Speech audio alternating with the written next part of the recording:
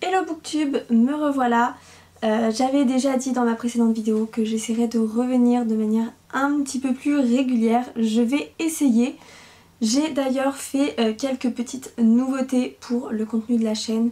Je ne sais pas trop si ça se verra, je pense que oui, mais au niveau de la qualité visuelle. Donc j'avais déjà fait quelques vidéos avant ma coupure. Mais j'ai un appareil photo exprès maintenant, voilà, c'est très cool.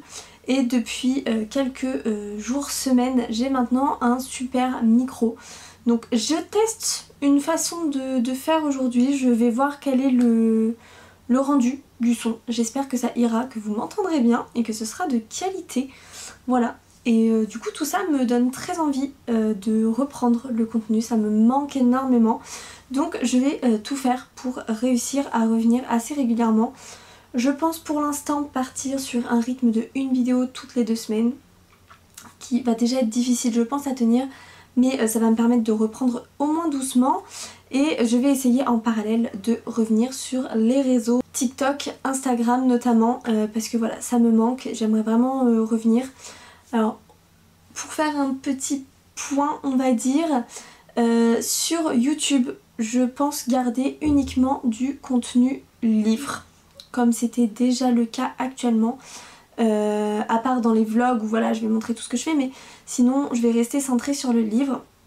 Ce ne sera sûrement pas le cas sur TikTok et sur Instagram, puisque j'ai très envie de parler de tout ce que j'aime, de tout ce qui me plaît, à savoir notamment donc, la lecture évidemment, mais aussi toutes mes passions à côté. Donc en ce moment j'aime beaucoup le coloriage.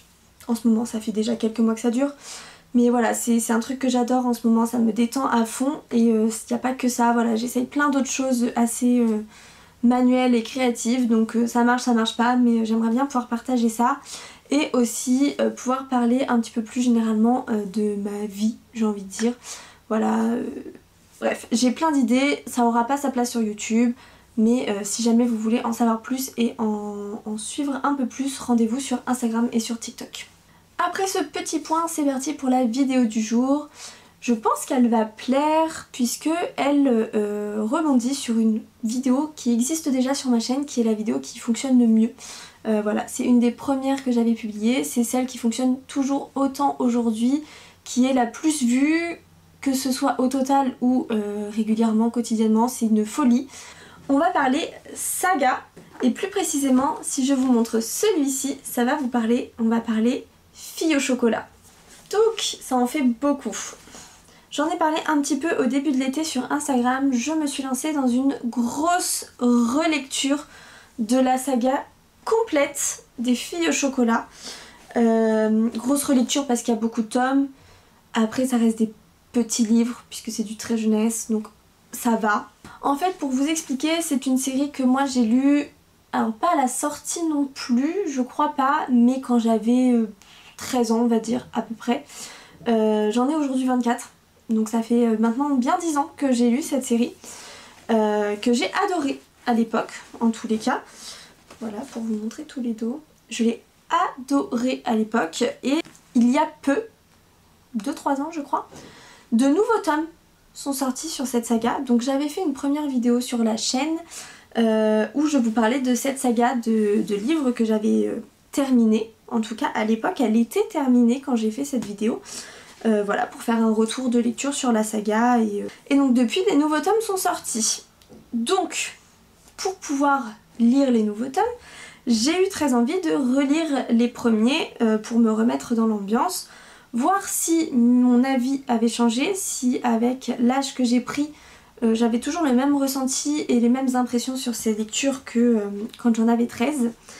Et donc du coup ça me donnait l'occasion de reprendre la saga et de continuer avec les nouveaux tomes, à savoir qu'il y a 4 nouveaux tomes sortis je crois, si je dis pas de bêtises. J'ai pris absolument aucune note pour faire cette vidéo, mais il y a quelques tomes qui sont ressortis depuis. Et donc moi j'ai la grande majeure partie de la collection en poche, donc je voulais continuer en poche. Sauf que ça a vachement tardé avant de sortir en poche, ce qui fait que le premier poche de cette nouvelle partie n'est sorti qu'en juin, alors qu'il est sorti en grand format il y a bien 3 ans. Bref, en fait, à l'occasion de la sortie poche du nouveau tome de la suite, je me suis dit que c'était le moment de reprendre. Donc en vrai cette vidéo sera coupée en 2 parties, puisque aujourd'hui je vais vous parler de ma relecture pure sur le début de la saga, ce qui fait quand même 2, 4, 6... ce qui fait quand même 10 livres au total. Voilà, donc il y a des choses à dire. Et je vous ferai ensuite, dans un second temps, une deuxième vidéo où là je vous parlerai de ma découverte de la suite de la saga, puisque je ne vais finalement pas m'arrêter à lire celui qui est sorti en poche et que du coup j'ai pu acheter. Je vais aussi découvrir le reste de la saga, en tout cas tout ce qui est à ce jour sorti, pour pouvoir vous faire un retour sur la suite de la saga. Je ne sais pas si d'autres tomes sont prévus, si elle continue d'écrire ou pas, vraiment aucune idée. Mais voilà. On se retrouve donc aujourd'hui pour parler du début de la saga, à savoir les 10 premiers tomes.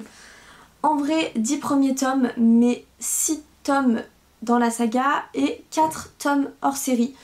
Voilà, c'est une série avec pas mal de hors-série, mais qui ont du sens et qui sont très chouettes à découvrir. Quand même, pour vous présenter la série, donc c'est Les filles au chocolat de Cathy Cassidy. Les grands formats sont chez Nathan, les poches sont chez Pocket Jeunesse. Voilà, c'est une traduction, l'autrice est anglaise, si je dis pas de bêtises. C'est aussi une saga qui existe en BD, qui a été adaptée en BD. Faut savoir que tous les romans, enfin tous les romans n'ont pas été adaptés en BD, il y a des BD qui ne sont pas associés à des romans. Bref, c'est un joli micmac. Voilà, moi je n'ai que les romans, je n'ai lu que les romans, j'ai pas du tout lu les BD, donc je ne vais parler que des romans. Pour vous les présenter dans l'ordre de lecture, et je reviendrai dessus puisque j'ai du cafouillage, mais l'ordre de lecture chronologique de la série. La série commence donc avec Cœur cerise, nous avons ensuite Cœur guimauve, puis Cœur mandarine, le premier hors-série avec Cœur salé, Cœur coco, Cœur vanille, un deuxième hors-série avec Cœur sucré, encore un hors-série avec Cœur poivré, le 6e tome Cœur cookie, et pour finir, un petit hors-série Cœur piment, qui nous fait donc un total de 10 livres sur la saga initiale. Pour ceux qui ne connaîtraient pas Les filles au chocolat, on suit une famille recomposée. Et le concept était assez chouette à la sortie, ça s'est beaucoup développé maintenant, j'ai l'impression, ce genre de concept. Mais on suivait un personnage différent dans chaque tome. On changeait de personnage principal, de narrateur, même si on suivait toujours le même environnement, le même décor. Dans cette famille recomposée, on retrouve notamment 5 sœurs, à savoir 4 sœurs d'un côté et une autre de l'autre. Donc voilà, elles deviennent demi-sœurs puisque mariage recomposé. Et donc on va suivre dans chaque tome, en tout cas dans les premiers tomes, l'histoire de chaque sœur pour apprendre à découvrir chaque sœur. Elles n'ont pas toutes le même âge, elles n'ont pas toutes les mêmes centres d'intérêt, et c'est ce qui fait que c'est très chouette à découvrir. Ce sont forcément des personnages qu'on a déjà vus dans les tomes précédents, voilà, dans l'environnement du personnage actuel. Donc c'est très chouette de pouvoir rentrer dans ce nouveau personnage et de comprendre les comportements qu'on aurait pu rencontrer dans les tomes précédents et les tomes suivants. C'est une immersion assez particulière qui se faisait pas trop, je crois, à l'époque, qui du coup maintenant s'est beaucoup développée. On voit beaucoup de sagas où les tomes sont indépendants entre guillemets puisqu'on ne suit pas les mêmes personnages. En l'occurrence là les tomes sont très dépendants, clairement. Et c'est ce qui fait toute la beauté de la série. Ce sont des livres globalement accessibles à partir de 8-9 ans, qu'on prend plaisir à découvrir plus âgés, voire beaucoup plus âgés, honnêtement. Et ça permet aussi à l'autrice de mettre des sujets assez importants, assez intéressants, assez actuels dans ses romans. C'est quelque chose qui était assez innovant, en tout cas ce que j'ai trouvé assez innovant à l'époque où j'avais découvert la saga. Et je trouve que c'est toujours aussi bien fait quand je les lis aujourd'hui, et bien amené, bien abordé, et toujours aussi important. Je pense notamment à un sujet très important qui arrive donc dans le tome 3, Cœur mandarine, autour des troubles compulsifs alimentaires. Voilà, c'est un sujet ultra important, c'est chouette de l'aborder dès le plus jeune âge de manière assez subtile, et voilà, c'est très très bien fait, vraiment, j'ai adoré. Il y a aussi beaucoup de sujets autour de la crise d'adolescence, de la difficulté de se sentir soi, la confiance en soi, bref, plein de choses qui vont parler à des ados, à des jeunes ados, à des grands enfants, on va même dire. Voilà, c'est une série qui, pour moi, aujourd'hui est toujours très actuelle, toujours très chouette à découvrir. Elle n'a pas mal vieilli, comme on pourrait l'avoir sur certaines sagas. Et honnêtement, j'ai pris un grand plaisir à la redécouvrir, à la relire. Je dois avouer cependant que, comme tout le monde, j'ai mes tomes préférés, j'ai mes sœurs préférées et ça joue énormément, forcément. Voilà, pour être tout à fait honnête, j'ai beaucoup de mal avec le personnage de Sky, qui est donc une des sœurs, qui est celle de Cœur Guimauve. Et du coup, bah forcément, j'ai eu beaucoup plus de mal à lire le tome Cœur Guimauve, parce que je m'accroche moins au personnage. C'est aussi un petit peu le cas avec Chérie de Cœur Cerise. Par contre, à contrario, j'aime beaucoup le personnage de Summer, donc j'ai adoré et j'ai dévoré Cœur Mandarine. De même que j'adore Honey, avec toutes ses complexités dans son personnage, et donc j'ai adoré et j'ai dévoré Cœur Vanille. L'avantage avec cette saga, c'est que peu importe son caractère, peu importe ses passions, on va forcément se retrouver au moins un peu dans l'une voire plusieurs des sœurs. C'est très chouette, on peut forcément trouver notre place dans cette famille, et surtout on a très envie de faire partie de cette famille. Honnêtement, c'est un endroit qui a l'air génial, je rêve d'aller visiter cette petite maison au bord de la plage avec tous ses amis, tout est génial. Autre particularité, chose qu'on a peu souvent je trouve dans les romans, les parents sont très présents, pas de manière chiante, voilà, disons-le. Ils sont présents, ils font partie intégrante de l'histoire. Je suis presque déçue qu'on n'ait pas de tome sur les parents. Je pense que ça pourrait être quelque chose à faire, parce que j'aimerais bien connaître un petit peu plus leur point de vue. Ils font partie intégrante de la famille, partie intégrante des histoires. Ils sont omniprésents sans être bloquants.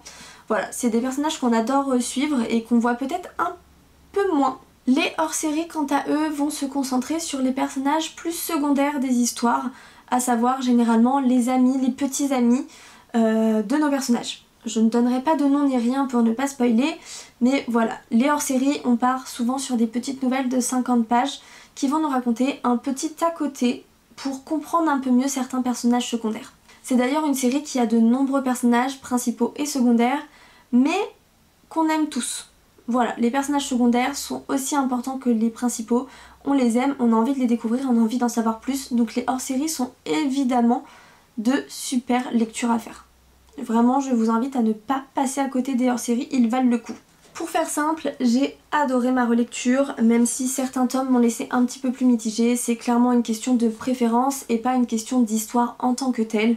C'est vraiment une super série que je conseille à tous, que ce soit les enfants à partir de 8-9 ans, dès que vous vous en sentez capable, vous pouvez y aller. Et puis les plus grands, les parents, les adultes, c'est vraiment une petite saga doudou, un petit bonbon. C'est juste génial. Pour le coup, l'été, c'est vraiment, je pense, la saison la plus adéquate pour les lire. Même si, voilà, forcément, ça se passe sur plusieurs années au vu du nombre de tomes et que on voit un peu toutes les saisons défiler. Je sais pas pourquoi, mais pour moi, cette série, c'est une série d'été. Voilà, je n'explique pas, mais c'est une série qui se lit en été, même si je vais déborder sur l'automne avec. Et j'ai adoré redécouvrir.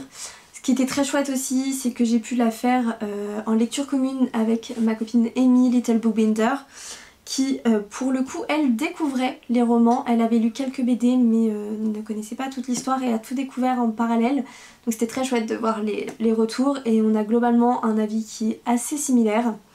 J'ai hâte du coup de découvrir la suite, voir ce qui se passe dans la suite de ces aventures. J'ai déjà regardé un petit peu les personnages qui seront au cœur des histoires. Donc on va retrouver certaines des sœurs sur les premiers tomes qui ont été republiés. Et ensuite on va passer à des personnages qui aujourd'hui sont très très secondaires on va dire. Voilà, on les voit mais on n'en entend pas plus parler que ça. Donc j'ai hâte de voir ce que ça va donner, même si je suis un peu déçue qu'on reprenne aussitôt la fin de ces tomes-ci, comme il y a eu beaucoup d'attentes entre les tomes. J'aurais imaginé que l'autrice ait fait faire un bond dans le temps à nos personnages pour qu'on les découvre 5-10 ans plus tard. Voilà, mais j'attends de découvrir et je vous ferai de toute façon un super retour une fois que j'aurai lu tout ce sorti actuellement. Et comme vous vous en doutez aussi avec les couvertures, c'est une série qui est complètement gourmande, pleine de gourmandises. On mange du chocolat tout au long de la série, un pur plaisir. J'espère que ce petit retour de lecture vous aura plu, vous aura donné envie de découvrir la série si vous la connaissiez pas encore. Qu'est-ce que vous faites en fait? Parce que vraiment, best série ever. Clairement, c'est une saga, je pense que je relirai peut-être dans 10 ans. Il y a des chances que j'ai envie de la relire et de la redécouvrir. tellement elle est chouette. Et en fait, comme il y a beaucoup de tomes, même si on se souvient de l'idée de fond, on ne se souvient pas de tous les détails. Et du coup, malgré le fait que j'avais déjà lu ces livres, j'ai redécouvert pas mal de choses. Donc c'est très chouette. Et puis on verra dans 10 ans si les thèmes sont toujours aussi actuels. Mais clairement aujourd'hui ces livres n'ont pas pris une ride. J'aurais voulu vous faire des formats un peu plus vlog sur cette relecture pour vous donner mes avis à chaud à chaque fois. Mais honnêtement ça serait jamais rentré dans mon emploi du temps. Voilà, impossible de réussir à caler ça. Donc c'est pas grave, petite vidéo récapitulative. J'espère qu'elle vous aura plu. Dites-moi en commentaire si vous connaissez la saga, je pense que oui quand même. Et si vous l'avez lu, ce que vous en avez pensé, jusqu'où vous êtes, quel tome vous avez préféré, quelle est votre sœur préférée. Voilà, moi sans hésitation, Summer. Et en garçon, Tommy. Voilà, pour ceux qui savent, vous savez. Et puis pour les autres, comme ça, pas de spoil. Mais voilà, dites-moi en commentaire ce que vous pensez de cette saga, si vous avez découvert les nouveaux tomes ou pas encore, si vous allez les découvrir ou pas du coup. Voilà, dites-moi tout ça en commentaire et je reviens rapidement pour la deuxième partie de cette vidéo du coup avec la nouveauté. Et de manière plus générale, je vous dis à bientôt sur tous mes réseaux sociaux puisque j'espère vraiment revenir de manière sérieuse. Je vous dis à bientôt, bisous!